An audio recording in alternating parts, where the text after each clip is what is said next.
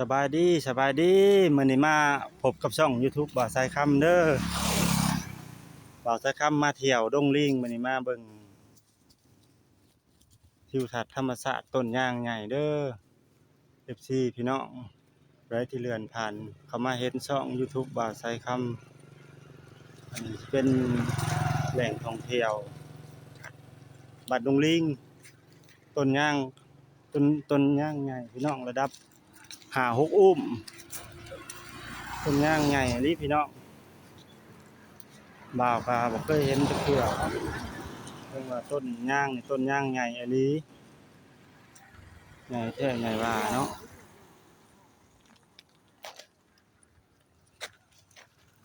โอ้งามพี่น้องทำมาได้แม่โอ้แลกูมาเห็นทูดน่ะพอแล้วสักก่อนเนาะโอ้ใหญ่แท้ใหญ่ว่าเนาะพี่น้องเนาะขออนุญาตถ่ายเด้อเจ้าถิ่นเจ้าทานเอ้ยลูกหลานขออนุญาตถ่ายต้นไม้เด้อปอโธ่ใหญ่แท้ใหญ่ว่า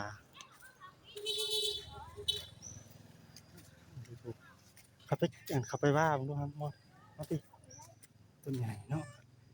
ลิงสถานที่ต้นไม้ใหญ่แท้ใหญ่ว่าอืมอืมย่างใหญ่อันนี้เก็บเป็นลิงเด้อพี่น้องเด้อหากโตบ่ใหญ่เนาะโตใหญ่เพิ่นบ่ค่อยลงมาในต้นไม้ย่างใหญ่ไปเบิ่งแถวนั้นดูอ๋อโธ่มีแต่ต้นใหญ่ๆเนาะต้นใหญ่ลีลอนี่ระดับ3-4-5 อุ้มว้าโธ่ต้นบักใหญ่ที่เจ้าอันที่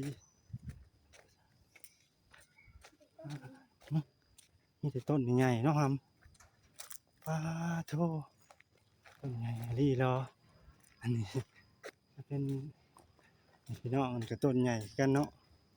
ระดับจะอุ้มมันนี่ว้าโธ่ใหญ่ลีลอพี่ก็ไปรถไปอุ้มมึงดูไปรถมึงดูใหญ่ลีลอเนาะว้าโธ่ไปอุ้มมึงดูจะอุ้มนะโอ้เด้อพี่น้องต้นไม้ย่างใหญ่ดงลิงไอ้กลีเนาะต้นใหญ่เนาะโอ้ตัวน้องเอ้ยใหญ่ลีลอต้นนี้ก็ใหญ่นะครับเนาะใหญ่คือกันตัวนี้อ้าวโธ่ใหญ่เนาะใหญ่คือลือไปอุ้มดูไปถ่ายไปยืนเฮียงดูนะยืนเฮียงดูเด้อพี่น้องเด้อคุณเบิ่งเอาอุ้มมึงดูว่าดูใหญ่รีพี่น้องเบิ่งเด้อจะพาก่อนรถเด้อไม่รู้เด้อโอ้พี่น้องลูกเพิ่นแล่นรถตั้มลิงก็คักลิงก็แตกอึ้นเลยอันเด้พี่น้องโอ้ยเอามาดูเกลือเนี่ยอันนึงเด้นี่อุ้มลูกอยู่อีต้นเด้เนาะคุณเอามาเนี่ยตรงนึงฝึกนี่นั่นหูจักแต่ยาจะพามันจะพาเดี๋ยวจะพาออกมาจะพาก่อนชูให้หนุ่มยูทูบเบอร์ถ่ายก่อนจะพากินอันนี้เห็นแต่แก่กินดอกอันนี้มันก่อนนั่นโอ้ยตายต้นกินหมักกินของแห้งไปของเฮาบ่แก่มาแต่พุ่นจังเอาให้โหลดมาอย่างเงี้ยติเอาแก่นี่พี่น้องเบิ่งนำกันเด้อโอ้ยอันนั้นก็ต้นอยู่ในกลางป่าด้วยหนึ่งแต่ว่าต้นใหญ่หลายพี่น้อง FC พี่น้องทุกคนเบิ่งนำกันเด้ออันนี้ก็สิเป็นต้นไม้ย่างแต่ว่านอกคนทางแต่ว่ามันบ่ใหญ่ดอกอันนี้ต้นน้อยแต่ว่าสิเป็นต้นของชาวบ้านติภาคทางทางนี้เนาะเพราะว่าเป็นดินของชาวบ้านแต่ทางนี้สิเป็นสวนเนาะสวนอนุรักษ์ที่ว่าเพิ่นปกปักรักษาไว้มักบ่ได้นี่ต้นใหญ่อีหลีต้นใหญ่เนาะ ต้นใหญ่ต้นใหญ่ไปเลาะไปเลาะไปไปเรื่อยๆอย่าพาเอาให้เอาไปให้ข้างนั่นนี่เอ้ยพูนอยู่นำกกไม้ก็มีพี่น้องลายอะไรเป็นต้นไม้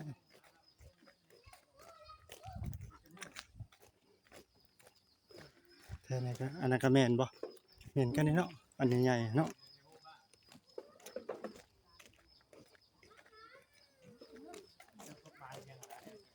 มันถูกกันใหญ่คือกัน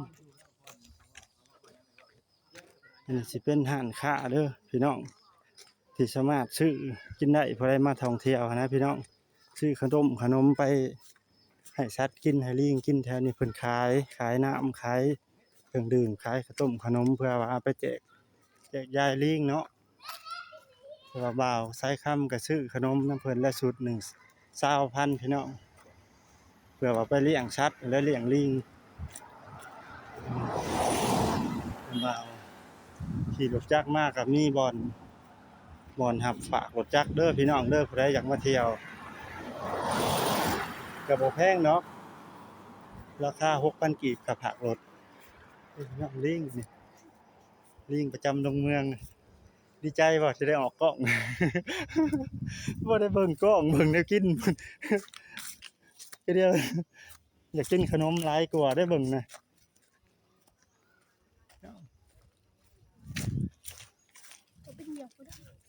จะชีพบ่ได้แต่ว่าเด้ออันนี้เป็นหยังอันนี้พี่น้องเป็นเมืองจำพรบ้านดงเมืองบ้านแบบอย่างสาธารณสุขประกาศในวันที่เป็นบ้านนั่นน่ะบ้านแบบอย่างพร้อมครบหมดมีครบหมด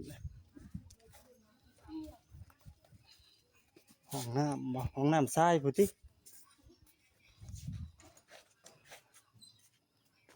ต้นย่างใหญ่ทางเขา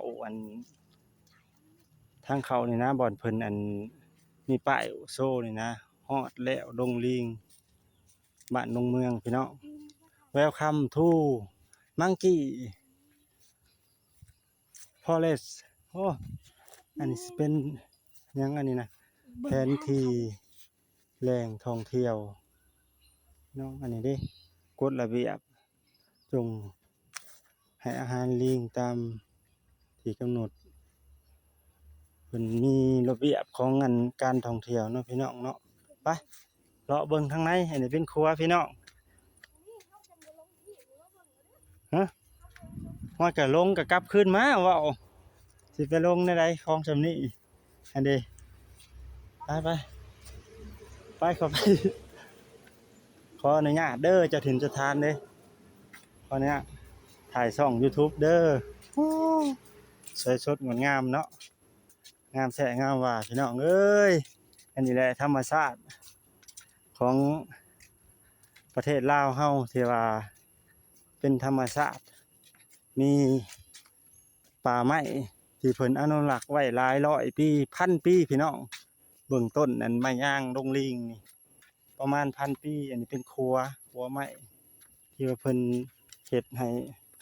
ผู้มาเที่ยวชมหั้นนะย่างคันบ่เฮ็ดครัวก็บ่ได้พี่น้องมันมีอันติมันมีน้ำเนาะ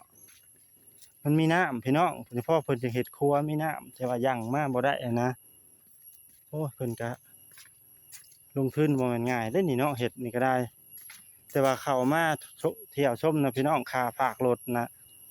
6,000 กีบค่าเที่ยวชมน่ะ 10,000 เพิ่นว่าระเบียบของเพิ่นคุ้มครองนะเพิ่นมีคนรับฝากรถดอกบ่ต้องเป็นห่วงพี่น้องคันมาเที่ยวนะมีผู้รักษารถให้มีผู้ย่ามรถมีผู้ดูแลรถนะพี่น้องโธ่เย็นแท้ๆพี่น้องเอ้ยอันนี้เพิ่นขีดลูกช้อนไว้โอ้ยงามขออนุญาตถ่ายเด้อเจ้าถิ่นเจ้าทานถ่ายรูปต้นไม้ย่างลงช่อง YouTube มาท่องเที่ยวบ่าวใช้คำก็มาเที่ยวดงลิงไม้ย่างหยักพี่น้องไม้ย่างหยักเอาดูครับเอาไม้ย่างหยักโธ่จักอุ้มนะประมาณว่า ประมาณ6อุ้มเนาะบ่แม่นไม้ย่างธรรมดาเด้อพี่น้องเด้อนี่นะไม้ย่างหยักอายุก็ประมาณอยู่1,000 ปีขึ้นไปพี่น้องฮอดได้บ่อยากคอยอันนั้นเนาะบ่อยากคอยอันบ่อยากคอยมีอันพี่น้องบ่อยากคอยเห็นลิงทางในนี่เพราะว่านั่นเด้ลิงเพิ่นก็ออกไปถ่าหลัดกินขนมกินกล้วยน้ำผู้มาเที่ยวมันยังซื้อให้กินนะบ่าวเขามาเที่ยวนี่บ่ค่อยมีลิงบ่ค่อยเห็นช่วงนี้เพิ่นอยู่นอกหมดหลายมาเที่ยวกับหลานหนุ่ม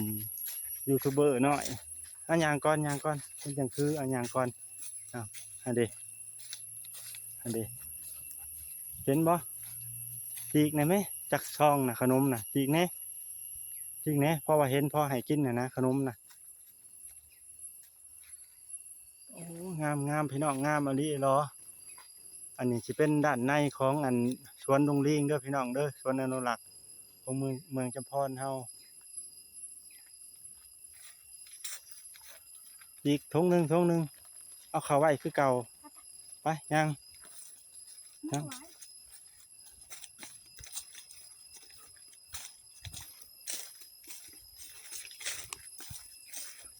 เย็นพี่น้องอากาศก็โอ้ยมันยังอันนี้นะต้นนมสาวเป็นต้นสมุนไพรที่นี่เนาะโอ้นั่นเด้คือบ้านเฮาเว้าหั่นเด้ต้นนมสาวถือว่าอันนั้นเด้ผู้ใดอันได้ลูกใหม่บ่มีน้ำนมหั่นเด้สามารถอันกินต้นไม้อันนี้ได้เอาไปต้มกินแทนน้ำนมจะเล่งหั่นเด้ให้ลูกกินนมหั่นเด้อันนี้แหละต้นนมสาวแหละนี่แถวบ้านเฮาก็มีคือกันคืออันเฒ่าเฮือนเพิ่นไปเอามาต้มให้เขาเจ้ากินน่ะถือว่าได้ผลได้ต้มเหมือนต้นไม้นมสาวหั่นแหละพี่น้องสามารถเล่งน้ำนมคนได้นะสั่งนมได้ไปยังมีลูกช้อนเป็นซี่ให้เบิ่งอยู่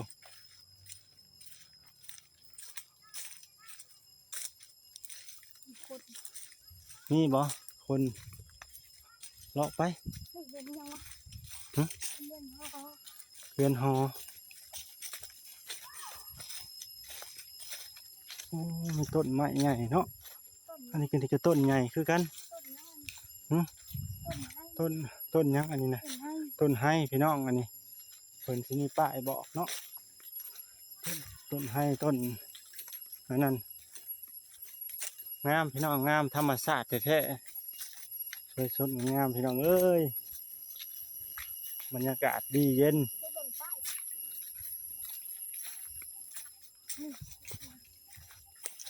อันนี้สิเป็นอันนั้นที่เนาะอันนี้สิเป็นอันฮอเจ้าที่มันที่ขออนุญาตเด้อเจ้าถิ่นเจ้าทานเลยเจ้าถิ่นเจ้าทานดงลิงขน้อยขออนุญาตถ่ายช่อง YouTube เด้อให้อยู่ดีมีแห้งได้มาเที่ยวกับร้านก็ได้ให้ปกปักรักษาได้หอมาเฮซักอันเด้เพิ่นก็ได้ยักหอมาให้ซักหอมาเฮซักและหอเจ้าถิ่นเจ้าทานเพิ่นไปนี่หอเพิ่นนี่ลูกศรเพิ่นสิบอกไปตามทางนี่โลดเพิ่นว่าอันนี้เป็นหอเด้อพี่น้องเด้อเอาไปก่อนมายามพ้นบ่อยากปานใดพี่น้องเพราะว่ามันอยากอันนั้นเด้มันอยากดินเปียกนิดนึงอันเด้แต่ว่ามายามแล้งมันสิสะอาดตัวนี้มันอยากเปียกอย่างนั้นพี่น้องอันเด้พ่อเขาเจ้าเห็นยังอันน่ะพี่น้องโอ้เขาเจ้าเด็กน้อยมาลิ้นเนาะนี่พี่น้องต้นใหญ่เนาะใช่เป็นไงต้นใหญ่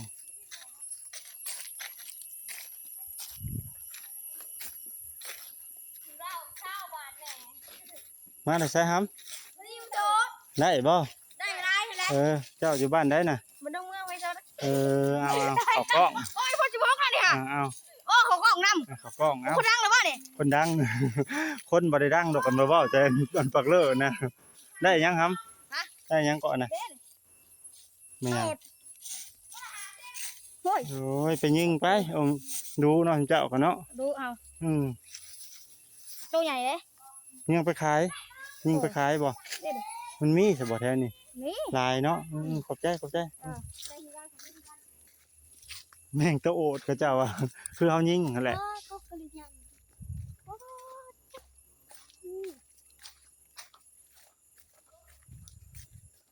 หล่อมัดมือแล้วเนาะ นี่ เด้นี่ทางลูกศรเพิ่นนี่เพิ่นสิไปตามอันนี้ได้แหละโอ้เขาเด็กน้อยเนาะพี่น้องเด็กน้อยที่ว่าเขตดงเมืองเขาเจ้าที่สิ้นเคยกับอันเขตนี่เขาเจ้าเขามายิงแม่งจักจั่นตะโอดแม่งจักจั่นใหญ่นะกกนี่คือมาปั๊มแล้วเนาะป้าโทรไปเบิ่งดูเพิ่นคือบักอันนั้นเนาะแต่เก่าบักบ่ได้ใดเพิ่นคือบักพี่น้องเพิ่นบักเด้อพี่น้องฮะอะไรก็พี่ช้างพวกมังแงวหมกไผ่ไปมาเบิ่งดูเพิ่นปั๊มลงนี่ไงซำได้อันนี้นะไงแห้งเนาะพี่น้องเนาะอันนี้นะเพิ่นแม่นต้นแม่นย่างอยู่นะป้าเจ้าพี่น้องดูมาเบิ่งนำกันพี่น้องเพิ่นปั๊มลงเพิ่นต้องมีแน่ๆในหนึ่งเฮ็ดเลื่อยไม้เขาอันเฮ็ดบูรณะของบ้านของอันเมืองบ่เพิ่นจังให้ปั๊มได้อันนี้ฮู้ว้าโธ่ใหญ่ลิงเอามันพี่น้องนี่นะฮู้โธ่ทำนี่แหละอันเขาเจ้าบักนะอันเดียวก็โลดทำนี่คักกะลี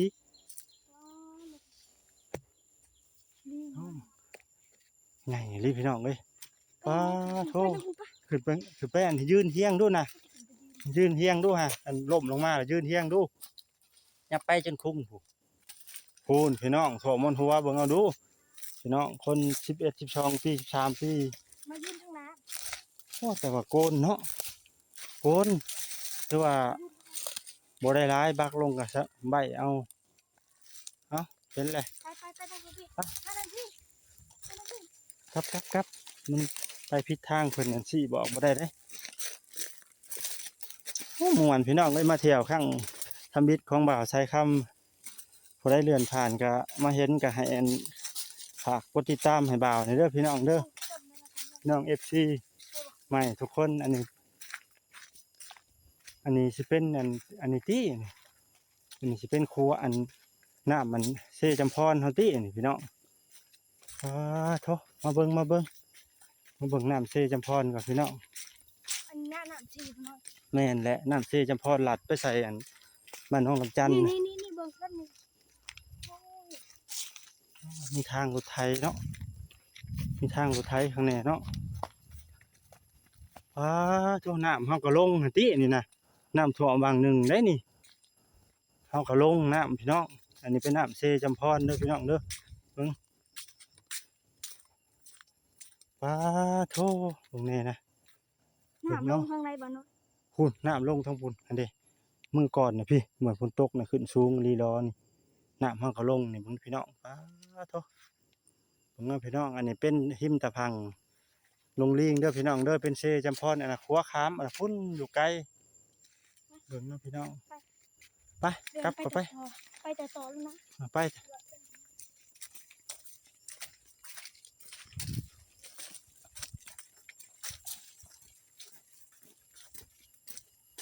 อันนี้ก็เป็นต้นใหญ่กันพี่น้องแต่ว่าบ่ใหญ่ปานใดดอกก็เป็นต้นน้อยระดับอัน3 อุ้มเนาะได้3 อุ้มได้3 อุ้ม4 อุ้มต้นใหญ่พี่น้องเอ้ยใหญ่ลีล้อนี่พุ่นธรรมชาติท่องเที่ยวงามพี่น้องงามไปทางไหนเขาดีป่ะแกแล้วบอกขนมน่ะเห็นจังมันฝึกหายโลด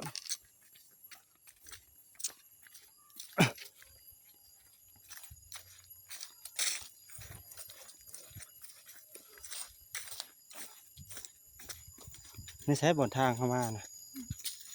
ลูกพี่น้องหัวใหญ่ลีฝนบักลงมานะหักโกนพี่จะเป็นบักเลื่อยเห็ดอันเป็นเวียกของบ้านเวียกรวมนี่ต้องเพิ่นต้องได้อนุญาตจากเจ้าที่และพี่น้องเพิ่นก็สามารถ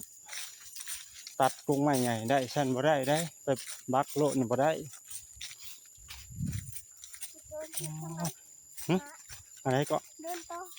เดิน ดิ้ง ไม่ใช่หึพ่อยังพี่น้องพ่อยังเสียงอีโลพ่ออัน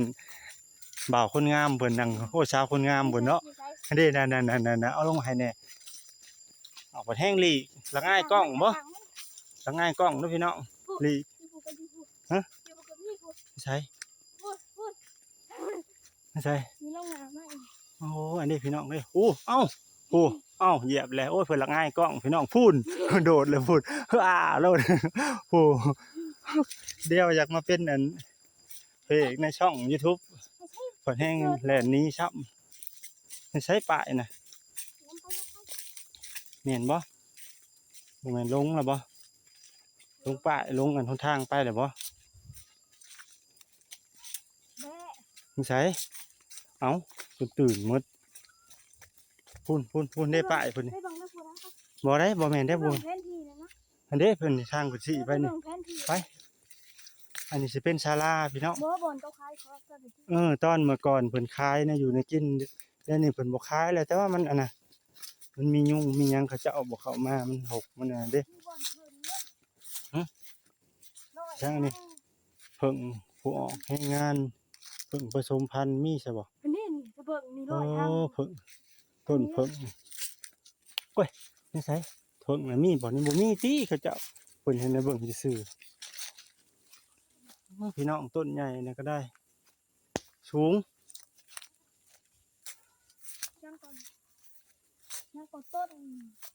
หน้า ต้น เขียวที่ต้นหน้าเขียว ต้นหญ้าคิ้วต้นหญ้าคิ้วไปกลับ กลับบ่ พี่ หรือไปต่อ บ่พี่มีทางลูกศรสิเลยพี่ เลาะหมดแล้วเนาะวันนั้นนี่หมดห้านไทยของ มอนห่านขายของพี่น้องเอ้ยนี่แต่ว่าเพิ่นสิบ่ขายเพิ่นเช่าแต่ดดแล้วมันหกมันหุบมันเลยมียุ่งนะเมื่อก่อนนี่มีขายของให้นักท่องเที่ยวได้ขายนะอยู่ในกินขายน้ำขายข้าวต้มขนมนะแต่มันซื้อว่ามันหกมันน่ะอยู่ในดงนะพี่น้องเพิ่นก็เลยย่าเพิ่นออกไปขายอยู่นอกพู้นเพิ่นย่าอะไรเพิ่นมันบ่สะดวกมันหก อ้าว เดินไหม ฮะ อ๋อไปตัดนี่เป็นไงเป็นไงนี่ พี่น้องมันใส่อันป้ายน่ะ นี่ไปเบิ่งเนาะ ไปเบิ่งบ่เห็นป้ายเลยพี่น้องเอามาเอาลงหน่อยเด้อบัดนี้ลงทางบ่ได้ได้นี่ อ๋อ ฝุ่นไปฝุ่นแม่รีบฝุ่น ต้นไม้ฮะ ไม่ใช่ นี่ โอ้โธ่ฝันต้นใหญ่พี่น้อง โอ้เพิ่ง ต้นแพร ป้าเพิ่งอะ ป้าโตพี่น้องมาเบิ่งนำกันพี่น้อง อันนี้เป็นเพิ่งพี่น้องป้าโธ่เบิ่งบ่าวสิขยายมาให้เบิ่งเพิ่งเป็นตั้ง ร้อยห้าง บ่ว่าดอก100หั่งประมาณ เขียน หลายหั่ง บอก พี่น้อง ร้ย หลายอีหลีพี่น้องป้าโตเพิ่งเต็มกกยางเลยพี่น้องเต็มง่ายยางเลยเพิ่ง ร้อยห้าง โทหลายลีล้ออันนี้บนสถานที่เพิ่นอยู่พี่น้อง ใหญ่ แต่ว่า เอาบ่ได้ดอกพี่น้องเอ้ยได้แต่เบิ่งหั่นแหละเพราะว่าเพิ่นอนุรักษ์เด้พี่น้องป้าโทหางเพิ่งพี่น้องหลายลีล้อหางเพิ่งนี่เต็มคูงาเลยพี่น้องเอ้ยเบิ่งนำกันเด้อบ่าวชายค่ำนี่ซ้อนแต่ต้นไม้ย่างนี่นะพี่น้องลำใหญ่สื่อคันบักในห้วยพี่น้องเฮ็ดเฮือนลำเฮ็ดอันตะบักลำหนึ่งเรือเฮ็ดเครื่องเฮือนเรือแล้วเฮือนเป็นลังสองลังผู้ได้นี่เนาะอันนี้เป็นฮักบ่เป็นหยังนะฮักเองสงสัยลมแห้งฮักครึ่งพี่น้องอะนะต้นถ้าสิได้เนาะไปย่าง เชิญบ่เห็นหรอก ใช่พี่น้อง ไปหน่วยแล้วกัน ไปบ่ถือหลอกบ่จักเด้บ่แม่นลูกศรสิไปหุ่นบ่บ่มีแล้วลูกศรน่ะ ทางไป ไปย่าง เทียนยัง นี่หนทางเขาเจ้าน่ะเห็นบ่ลูกศรน่ะ เห็นโอ้เฮ้ยใหญ่ ผู้ใดหำโค้งเอาผู้ใดโค้งพุ่นบ่เห็นเลยลูกศรน่ะเอาไปทางไปบ่อนเพิงอันน่ะไปบ่ถึก ล้มจุด อันนี้ เทียน ทาง ยังบ่หน่อย เสียงรถไถไปกลับพุ่นได้บ่อนโค้งบ่ลูกศรสิไปผู้ใด บ่มีลูกช้อนสิเลยจักสอดใช้พี่น้องออกคือเก่าติคันบ่จื้อดิหัวลูกช้อนสิไปทางนั้นแต่จักสิไปทางใดป้าทางตรงนี้พี่น้องข้างเพิ่งนะเต็มเลยพี่น้องเต็มงาย่างถูกงาเลยมีแต่หั่งใหญ่ๆ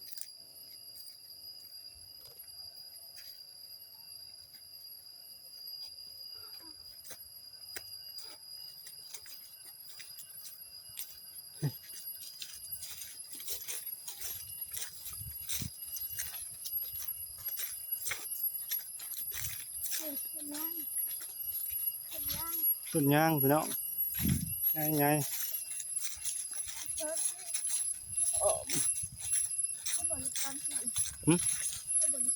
เห็นแล้วลูกศรสิมานี่คือเก้านี่จืออยู่ไปลงป่าก็ได้เนาะ เล่นลูกจอนสิไปทางนี้นะ สิแล้วต่อไปก็สุดในหันนะ บริสุทธิ์แล้วไปเลย ไม่ใช่ ลองไปทางพี่ลองเบิ่งดูปะไปบ่ไป ยั ทาง ง ไง นั้น ไปบ่ไปใช่เหมือนสิเขามาบุงป่ายนะ มอง ไปสิเขาไปทางเพิงอันนั้นบนเบิ่งทางเพิงอันนั้นนะ เฮ้ยบอกมึงเพิ่นบ่พูด นั่นแหละสิเขาไปหันนี่ดินะลงทางนั่นนี่เลยเนาะพี่น้อง ร้อยโต๊ะร้อยห้าง โธ่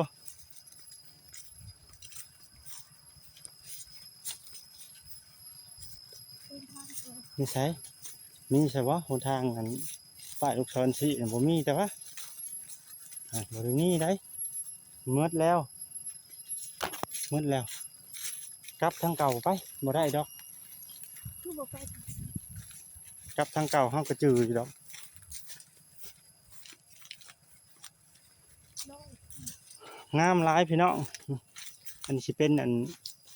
หยังก็เพิ่นเอาน่ะต้นเพิงอัน ร้อยห้าง 100หั่งพี่น้องอันนี้เด้แม่นหยังอันนี้น่ะประโยชน์ของเพิงอันนี้โอ้เพิ่นสิมีอั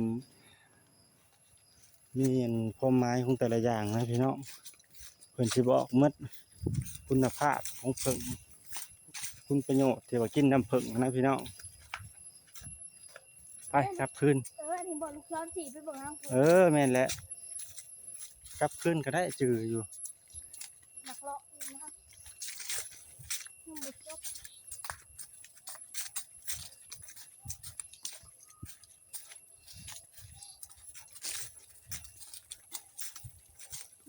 นี่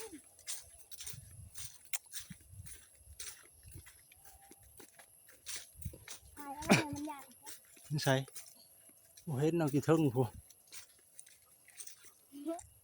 ให้ได้นี่เป็นป้ายลูกศรชี้บอกแต่ไปมันหันบ่ตันเลยพี่น้องบ่จะบ่กล้าเข้าไปอย่ามันลงนะบ่เคยมาจะลงเอาหยังอันนี้พี่น้องโอ้เพิ่นเอาเห็ดปวกพี่น้องป้าทุกแตกแตนหมดพี่น้องเอ้ยเห็ดปวกออกบางสุดเดือน6ไหนนี่เห็ดปวกออก เดินไปต่อน้ำปะไปของทางเล็ก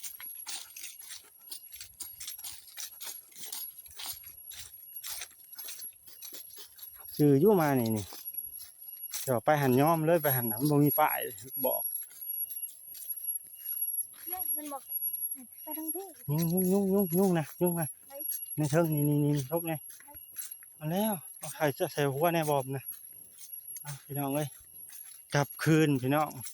ลบไปทางใหม่ ก นะ ลับคืนอย่าลงที่ทางนั่นเพิ่นซี่มีลูกศรซี่บอกแต่ว่าบ่เห็นพี่น้องเอ้ยบ่เห็นบ่หันเลยสุดเลยนี่คือไปสิแล้วนี่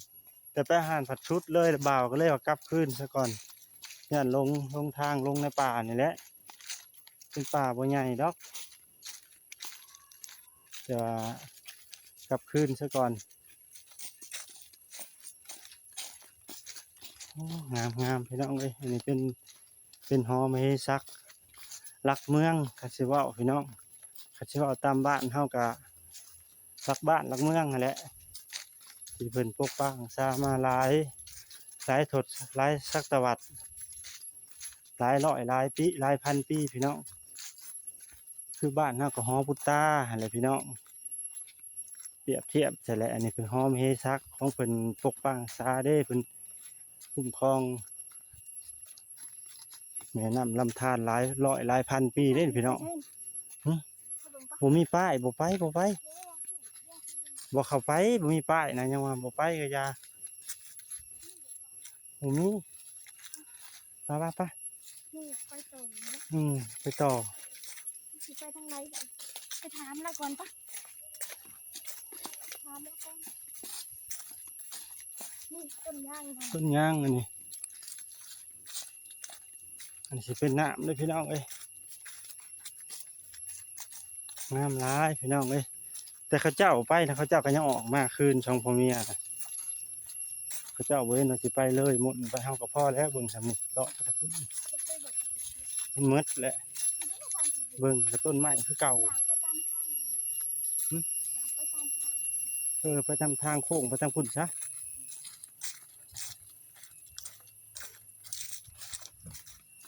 ทางที่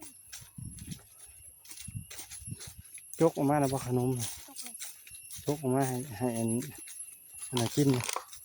เขาไปเลิกแล้วมันไปหอนหันแล้วมันบ่มีแล้วลูกศรน่ะสุดในบ่อนทางเพิ่งนะไปสิกะไปต่อเนาะเอาเพิ่นให้เบิ่งก็เบิ่ง นี่ต้นย่างนี่ ใช้ต้นยางต้นยางเนาะนี่พี่น้องน้ำพี่น้องเว้ย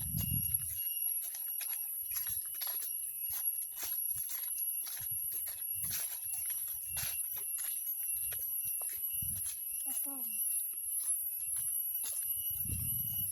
งามพี่น้องเป็นต้นยางพี่น้องใหญ่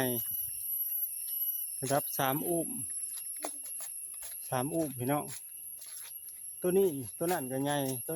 นี้สิแม่นอ้ายของตัวนี้พี่น้องตัวนี้เป็นน้องของต้นนี้พี่น้องตัวนี้สิใหญ่กว่าพี่น้องใหญ่แห้งอันนี้นี่นะอ๋อโธ่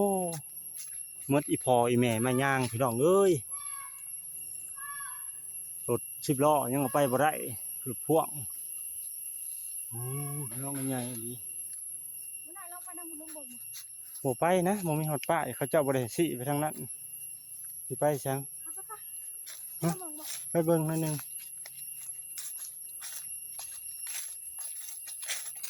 นี่แบบว่า นี่ เส้นทางคนไปอยู่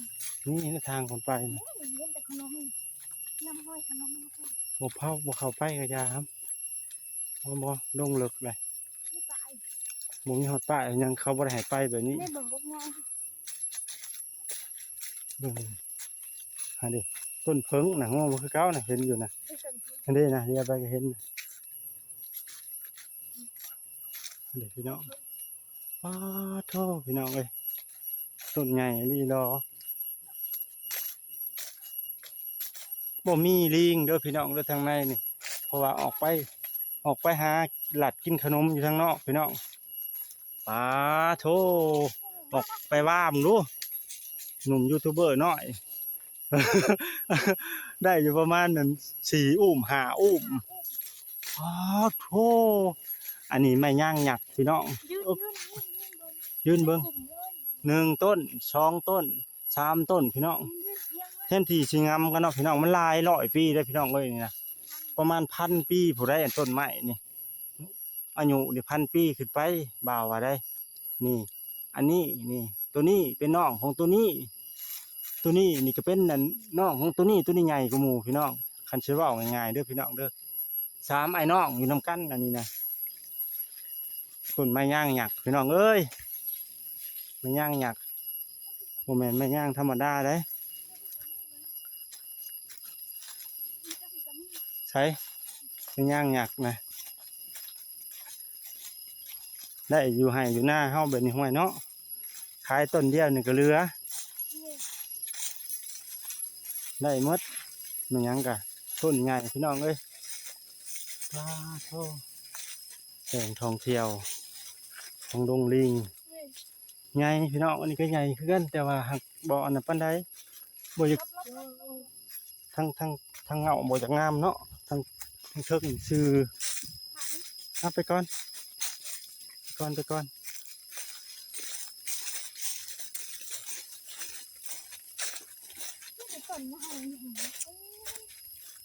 ต้นย่างไงรีรอเนาะโอ้ ใหญ่กระดกกระเดาะเนาะ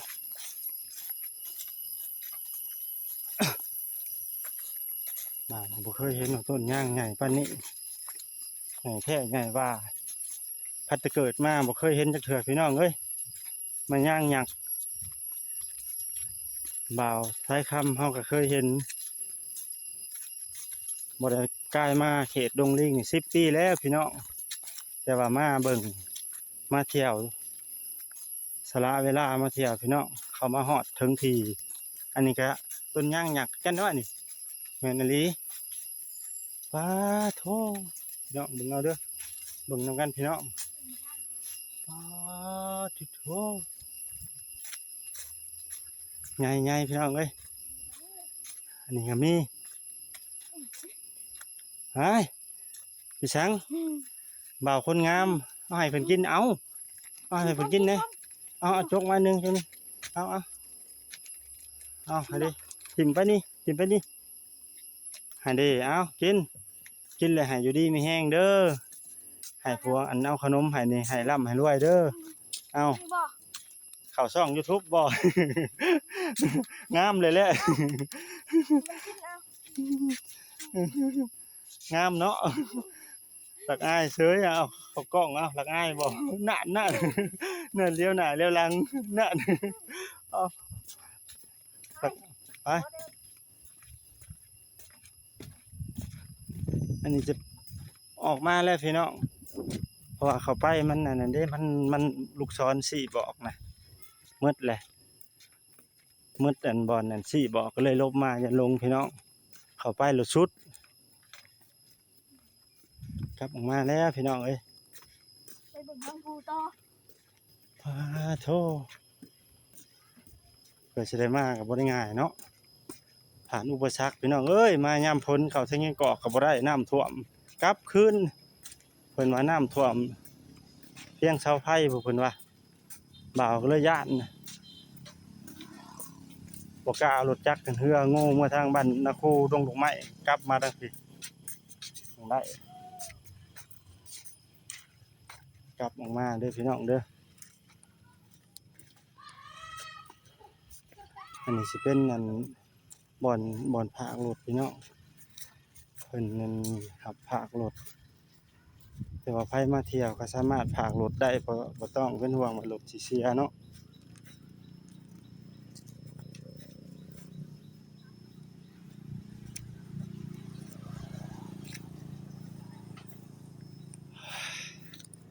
เข้าไปฮอดหันผัดสุดซะเข้าไปฮอดหันน่ะก็เลยว่าลบมาว่าเข้าไปฮอดหันนะช่วงเข้าไปหันผัดสุดหมอนป้ายอันซี่ลูกศรน่ะนะเขาเรียกเป็นโง่มาผี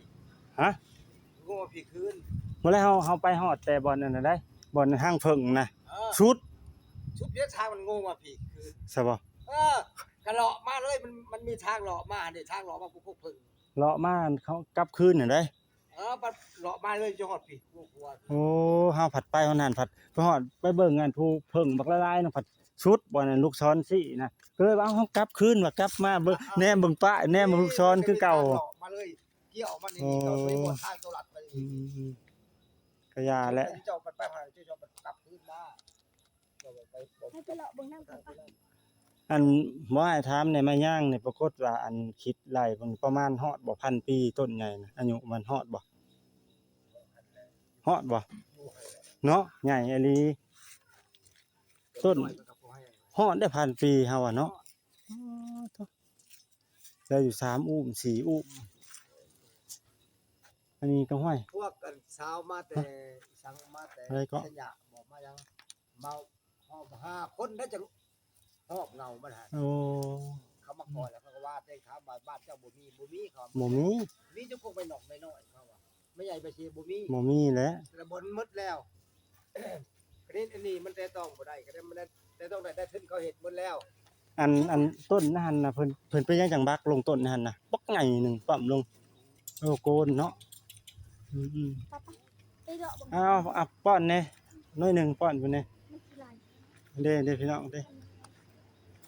โอ้งอยหัวอยู่เนาะพี่น้องเนาะงามมาเนี่ยเอาเอามากินแหละว้าโธ่ งามอันนี้เป็นแบะพี่น้องเด้อพี่น้องเด้อขอจบคลิปก่อนเด้อพักผ่อนก่อน